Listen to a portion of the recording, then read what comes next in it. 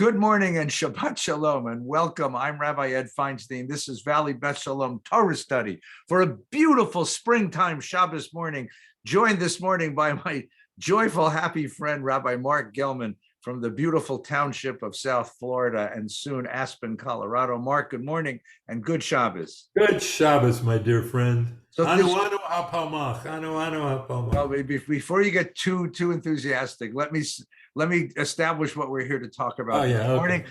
In Israel this morning, I just found this out. I learned this week. This Shabbat has a special name. This Shabbat is called Shabbat Takuma because this is the Shabbat between two major holidays that have been added to the Jewish calendar only in the 20th century.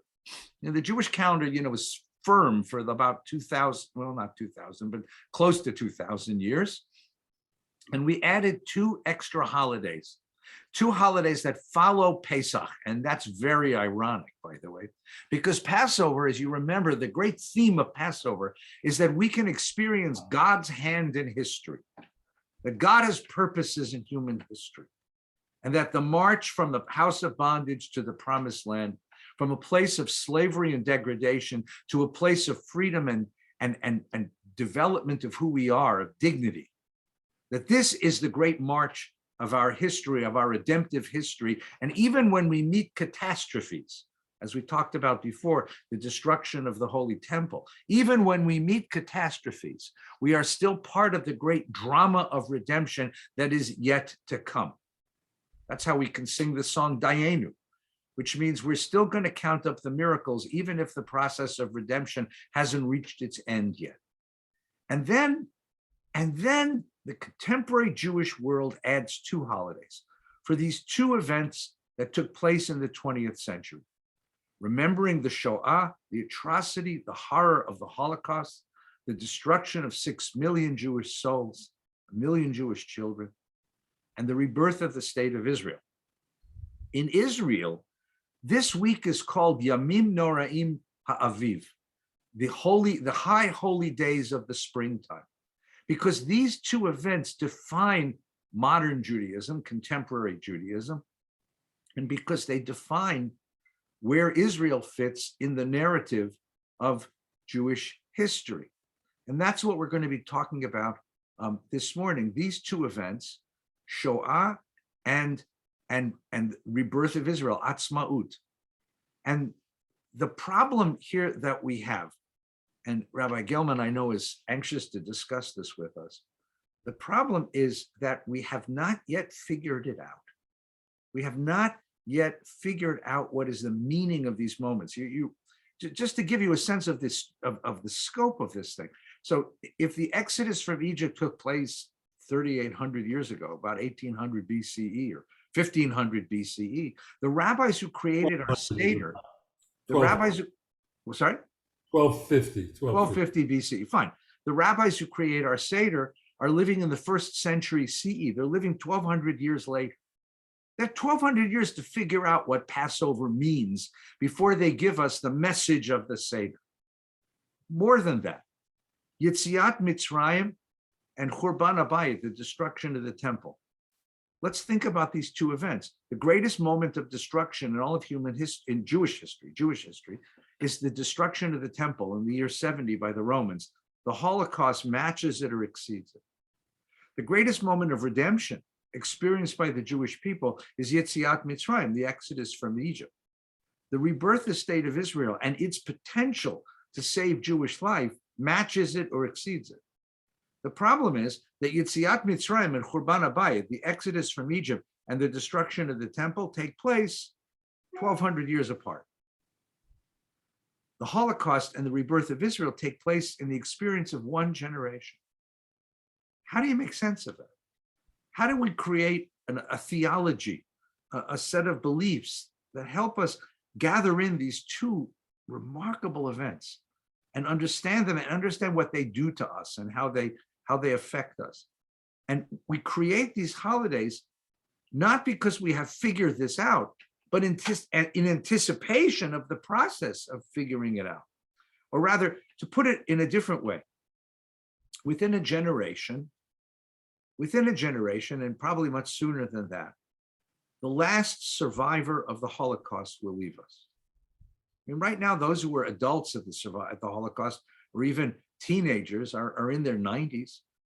Within a generation, the last survivor, and the Holocaust will go from memory to history. Within a generation, the last of the generation that formed the state of Israel, the last of the Chalutzim, my dad's generation, my dad who founded a kibbutz. But within a generation, they'll be gone too. And Israel will enter its next sort of iteration. Well, when an event leaves memory and becomes history, when we can no longer interview someone who was there and saw it, but we have to decide, how am I going to tell the story to my children? That imposes a great responsibility upon us, a responsibility of choosing a message that comes out of this event. So Marc, this week, we are between Yom HaShoah, which was last Wednesday night, and Yom Ha'atzmaut, which is this coming Wednesday night. This is Shabbat Takuma in Israel, the Shabbat of rebirth, the Shabbat of reorientation, of resurrection. What do we make of this Shabbat? What do we make of our place in history between these two events? Easy question. Yeah, well, thank you for the easiest question you've ever asked. I know. But look, you've asked the right question. This is the question that every springtime gnaws at my spiritual soul. Because I think, let me just flatter you in this particular way. I try every way to flatter you because you deserve it. But I say, in a world with Eddie Feinstein, why can't we figure this out? I mean, what, there are going to be better rabbis than Eddie Feinstein? No, there aren't.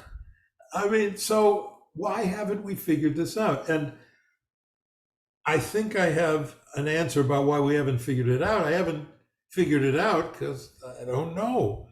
I don't know how we make the Holocaust a part of our own personal identity. So, and here's when I realized how far away the solution was. Woman comes to me in the synagogue and says, Rabbi, I'm here to protest the curriculum in our religious school where you teach the kids about the Holocaust. I don't think you should be doing that. I said, excuse me? She said, yep, I don't want my children exposed to that curriculum. And if you keep it in the school, I'm pulling my kids out. I said, why are you so intense about this? And she said, well, because I grew up with my parents who were in Brooklyn, and they would tell me stories and about being beat up by other gangs, and then we have survivors in the family, and so. And I don't want my children. I moved out here to the suburbs on Long Island so that my children would not have to fight non-Jewish gangs on their way home. I don't want them to think that the world wakes up wanting to kill Jews. And that's the only conclusion from the Holocaust that a reasonable person can draw. That the world wakes up thinking about ways to kill us. Even though they don't kill us every day, they wake up thinking about it. And even the most civilized country in the world, Germany, if they could give birth to the Third Reich, any civilized country can give birth to a fascist regime that will kill us. I don't want my children to be afraid of being Jewish. And I have never, ever been defeated in an argument where the opponent was taking a ridiculous point of view. I have been defeated when it was a close call. This is a ridiculous argument, but she defeated me because there was nothing I could say to her. I couldn't say, no, the world isn't waking up trying to kill us. I can't say that. I can't say, no, there's no anti-Semitism in America. I can't say that. And no, I can't say that your children will flourish in the world more if they know that 1 out of every 3 Jews that was alive on planet Earth in 1933 had been murdered by 1945. I can't tell her that.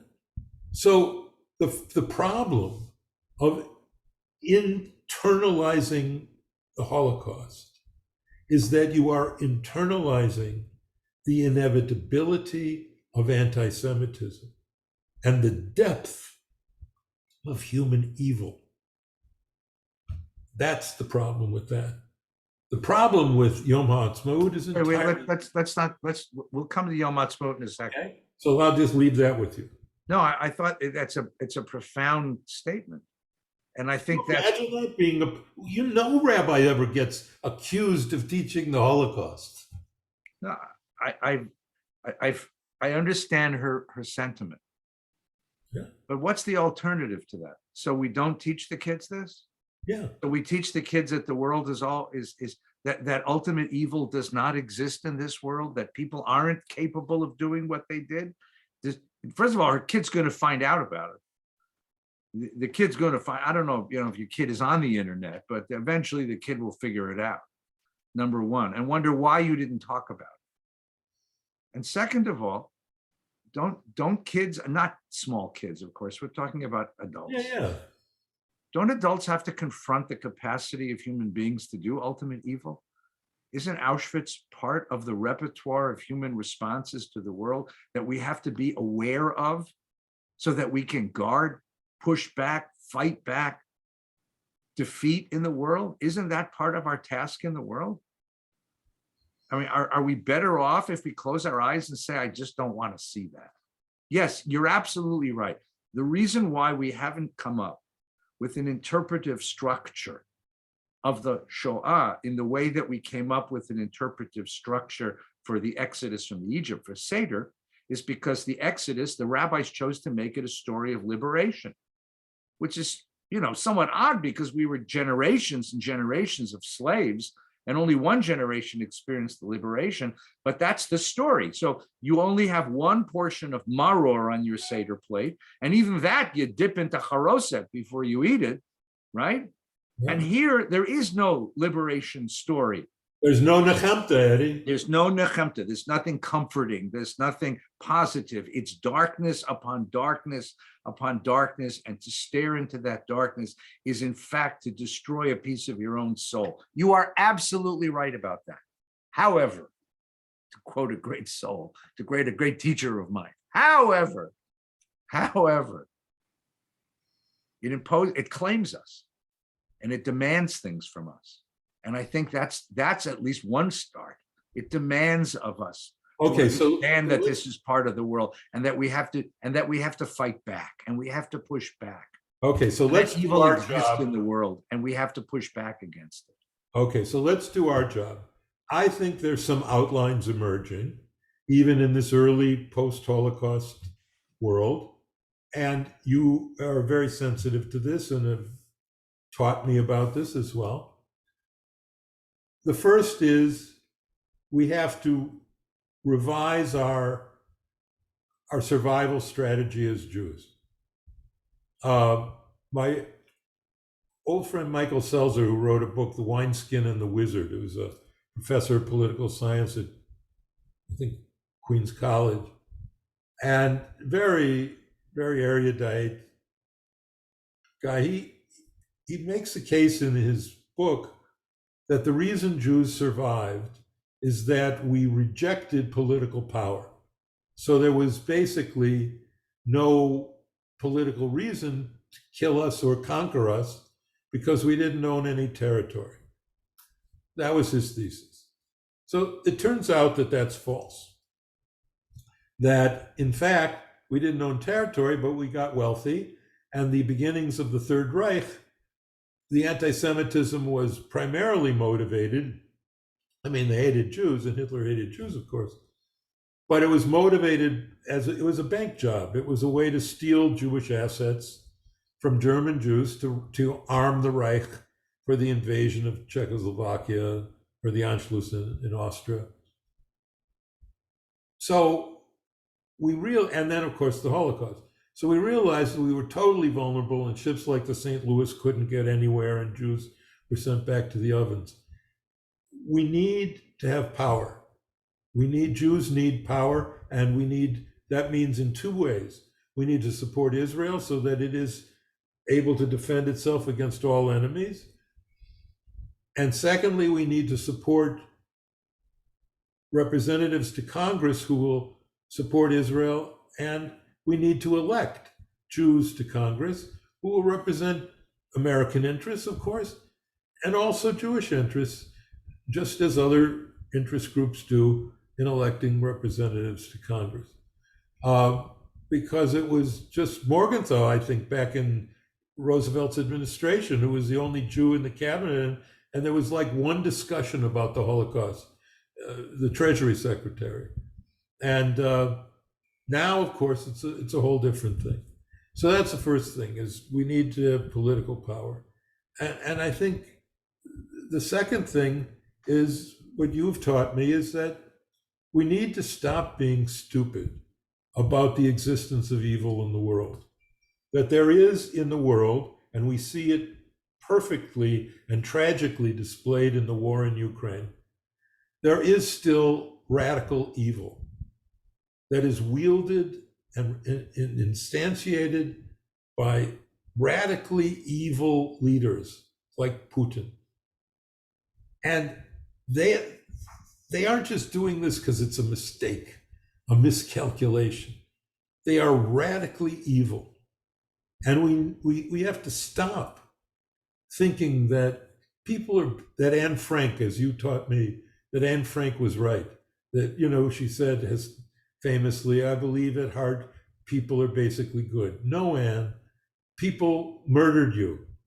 And people are not basically good. They're good, they're capable of great good, but they're also capable of great evil. So these 2 points, preserving Jewish power and, of course, a homeland where we have refuge, and also rethinking the existence of radical evil, I think will give us outlines of how we can absorb Yom HaShoah and Yom HaAtzmaut into a future Jewish identity. I appreciate that. I really do. And I think the theological conclusion to that, the theological implication of that, is important for us to say as well. It's the Nachshon story that we tell at Pesach, right? The story is very simple. I've told it many, many times.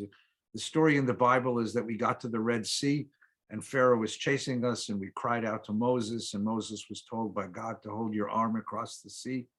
And he held his arm and we crossed through the sea. When the rabbis told that story, they changed it. Kind of chutzpah. They added one tiny piece. When Moses holds his arm across the sea, nothing happens. And he does it again and nothing happens. And he can't figure out why. And no one can figure out why. And they get terrified that the Pharaoh and his chariots are coming. And only one guy could figure out what God was waiting for. And his name, identified by the Midrash, not by the Bible, is Nachshon ben Aminadav. He's a prince of the tribe of Egypt.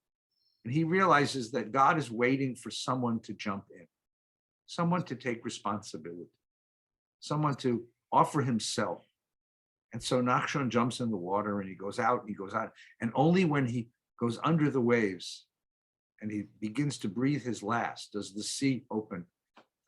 And the point of that Midrash, it's a beautiful story, of course, but the point of that Midrash is that we have to be involved in the process of our own redemption. You can't be a passive spectator to redemption. Those who stand on the shore crying to Moses are not going to be saved. Salvation isn't going to come through their prayers or through their cries. Salvation is only going to come when someone jumps in, and that's the expression of divine action in the world. And here too, the question of gaining power means we have to be instruments of God's redemption in the world. And so you have philosophers like my teacher, Harold Schulweis, and David Harton, and Yitz Greenberg, who are going to teach us that it's in human agency and human responsibility and human moral initiative that one feels the presence of God in history. That's how God works in history, through the Nachshons willing to jump into the water and lead others toward freedom. And that the Shoah says that God is not going to reach down and save you. You have to find mechanisms and ways to save yourself. But that saving yourself is itself an expression of divinity in the world. So Harold, my teacher, Rabbi Showeiss, he embraced all of the narratives of Christians who rescued Jews, because for him that showed that it wasn't, that there was a God who was still present in the darkest moment through human agency. The Nachshon story over again. And that gave him hope. It gave him a narrative of hope, even as he saw the darkness, the horrendous darkness of the Shoah. Let's turn then to Yom Ha'atzmaut. So Yom Ha'atzmaut comes this coming Wednesday. Yom Zikaron is Tuesday, and then Yom Ha'atzmaut is Wednesday here in diaspora. And we will celebrate now the next year of the state of Israel. Tell me how you read that. How does that become part of your Jewish story, your Jewish narrative? Or as the wicked kid said at the Seder, Marc, Mazel Lachem. What does this mean to you? All right, Lanu, always Lanu. Mazel Lanu, but he asks Mazel Lachem, so I'm asking you. It does. Okay, so for me, this is easier, obviously, much easier than the Holocaust, where there's no positive ending. There's no, ironically, they're linked by the rabbis in a phrase that they had no concept, of course, would have greater meaning after the Holocaust, and that is Hashana Haba B'Yerushalayim, next year in Jerusalem. That's how the Seder ends. And the last words of the Seder. They had no concept that the only thing that can redeem us after Auschwitz is Jerusalem and is Israel. And the way it works for me is this. You build into your own Jewish consciousness a distinction between Medinat Yisrael and Zion, between the state of Israel and Zion. The state of Israel is a political entity. It can make mistakes, can do good things, bad things, but it's a state like all the other states of the world. It's a Jewish state, has its own unique problems. How do you preserve a Jewish identity for the state without discriminating against non-Jews, Muslims and Christians? And how do you create an egalitarian secular state that's also Jewish? That seems like a contradiction. In many ways it is. But that's the state of Israel.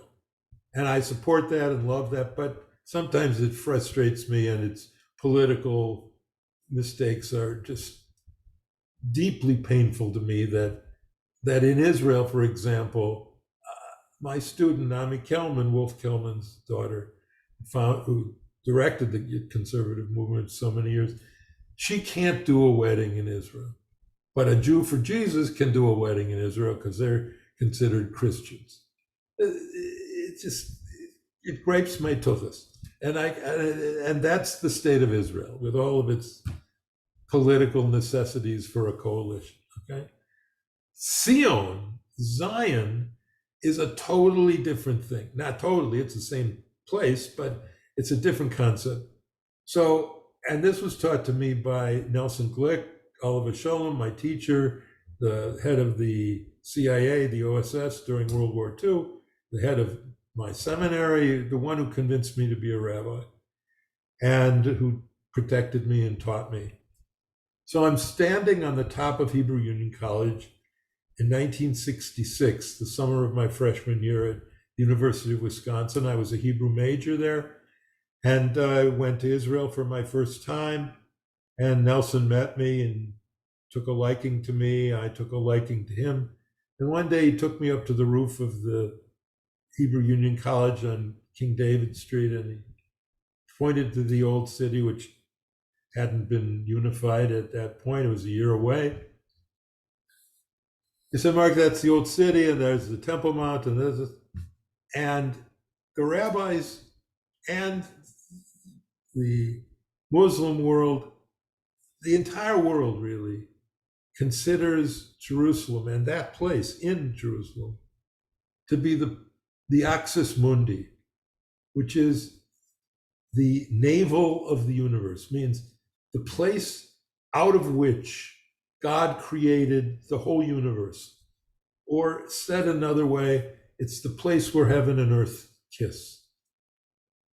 And I'm sitting there on the roof, and he was a very dramatic man, very tall man. He had eyebrows that went like this and then up, and he had searing blue eyes. He was quite a man. He was Indiana Jones. He was an archaeologist masquerading as a spy masquerading as an archaeologist. So he says, I believe that they're right. And I believe the light here is different than the light anywhere else. And the stones here are different than anywhere else. This place is magical. This place is the heart and soul of my Jewish identity. And it became the heart and soul of my Jewish identity at that moment.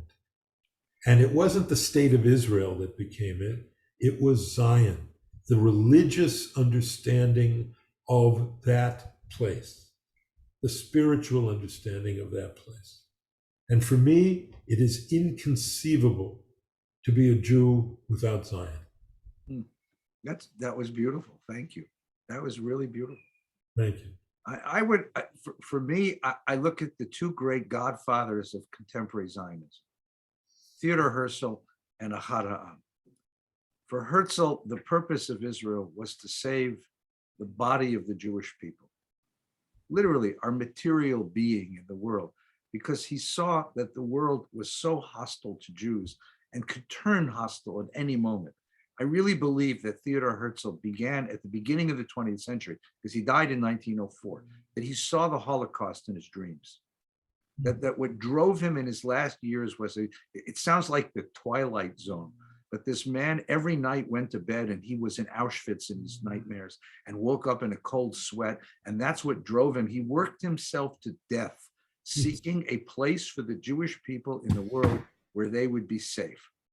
And the fact that we have a place where we are safe, with all the dangers that are associated with it, and certainly there are dangers, but there's a country that will take us in.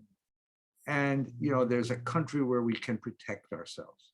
And there's a country where any Jew in the world, from Ethiopia or Yemen or Europe or South America or even America, can find a home.